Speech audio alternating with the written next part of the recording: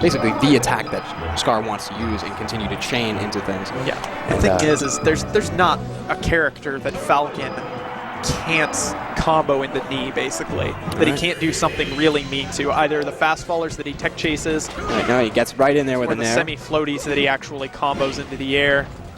So he's trying to stay out of that little spacing range and come in as Silent Swag makes those movements, and the little in-betweens is what Scar seems to be aiming for.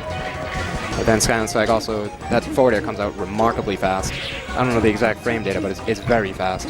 And it's very good as a keep away, so Sheik is a character that you want to be playing against as sort of a zoning. But Scar's doing a very good job of getting in there and getting the hits that he needs. And we don't quite see optimal DI on that knee, so Silent Swag dies a little earlier than he wants to. Almost does a really good job of reacting with that tech chase. The wave dash forward tilt doesn't quite get it. And they find themselves back in neutral position. Tech chase opportunity, gets him pinned to the edge. You see Scar's kind of come in with that nair, just get the poke, and he went in for that grab. But Silent Swag With the crouch cancel, negating the stun, getting to set up the move that he wants, and doesn't connect with the aerial, but Scar trying to space away from it, doesn't even reach the edge. See there, those were the up airs right there where he was trying to get him. Because above 50% up air, that's going to be a knee. Or that's going to be chained to up airs into a knee. But once any character is above 50%, then that's where Falcon really shines if he gets a solid combo starter. And jab, nice. We've got the down throw tech chase scenario going for Sheik. It's surprisingly hard to maintain. It looks easy when you're just watching it, but like following that decision tree, it is not a simple task. Not screwing up. Oh, and Silent Swag. Now what he could have done there is he was under the platform. He could have up tilted and poked into Scar's shield. It was a little low. That up tilt would have completely opened up Scar, and they wouldn't be in the situation they are now. Silent Swag would be the player who actually is up. But here we go. He gets forward air, forward tilt forward air, and takes the stock. Scar accidentally forward Bs. It's just a shame seeing that Scar stayed like in his shield, but Silent Swag just didn't turn when he needed to. An excellent tech chase situation from Scar coming in. And that is why you do not DI in against Falcon on those type of up airs.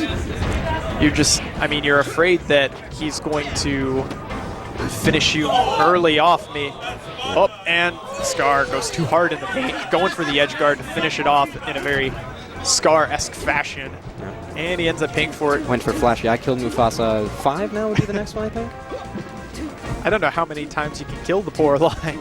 Well, they have 9 lives, they're cats. I'm assuming up to 9. I wonder why they didn't do that in the movie. Poor Simba. Disney's too realistic.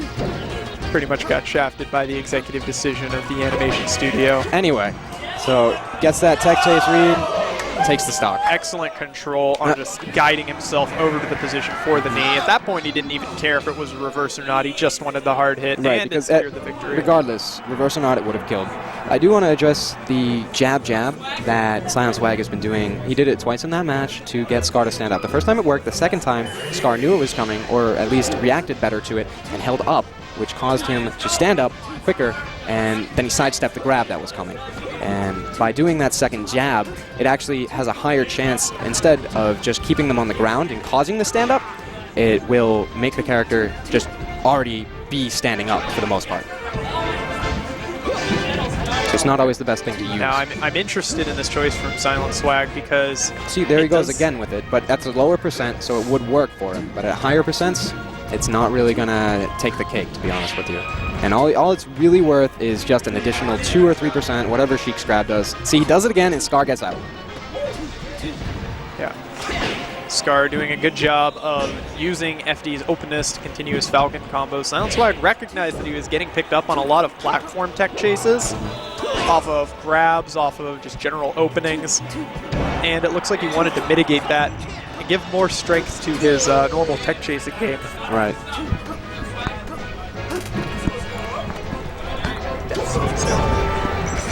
And we've got Scar pushing Silent Swag off the level. Silent Swag goes low, hoping Scar is going to do an impulse jump and let him back on. But Scar holds the line. See, Silent Swag's trying to get in. He's wave dashing all over the place, panning those up air, up tilts. Gets the grab. He's going to go for the tech chase, tech in place.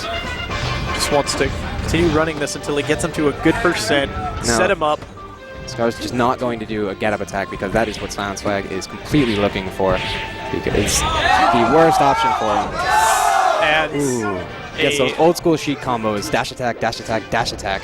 A nasty series right there, and good zoning on the forward air into forward tilt. Well, Scar's got control though. He doesn't manage to secure it, and now Scar has a chance. Use the Band-Aid, and it's never a good choice. And unfortunate stock for Silent Swag. Look on his face as he's not extremely happy with how that one turned out. Looks like he shook it off though. He's back in the game. You don't see any expression on his face that's really telling us that it really affected him. Scar wiggled out really quickly from his stun right before he hit the ground. It caused him not to fall into a conventional tech chase, and it gave him a slight edge. He still got picked up, but it's worth noticing. Silent Swag getting the tech chase situation. I guess he messed up there. You looked like he was expecting just a tech in place. Yeah. We haven't seen Scar really use the option of just staying on the ground. And there it is again. Gets the double jab, but Scar's ready for it. Gets the eye up. He's at that percent where it's just not going to connect into something. I'm sorry, and the blind grab from You gotta stop using that Band-Aid. It does not work. That's a combo Band-Aid. That's if you mess up a combo, forward B, and you'll repair it.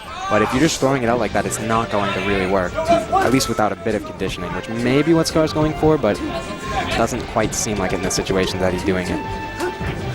And yeah, right now, Silent Swag is just playing a very basic ground game, just constantly going backwards, sticking at his limbs and trying to disrupt Scar's momentum. Ran right into Scar's arm. Psychic grab from Scar, catching him as he runs into him. I don't know what came over Silent Swag. Maybe he saw Scar from across the field, but he went right into those arms, lost the stock for it.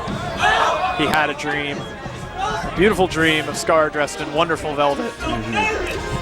Back to the actual match that's happening. There is a huge crowd watching this match right now. We have quite a hefty crowd. Silent Swag is pinned. He wants to get his momentum back so that he can start zoning with his tilts and his aerials like he was before. But right now, bad situation here. Comes back with the needle. That needle.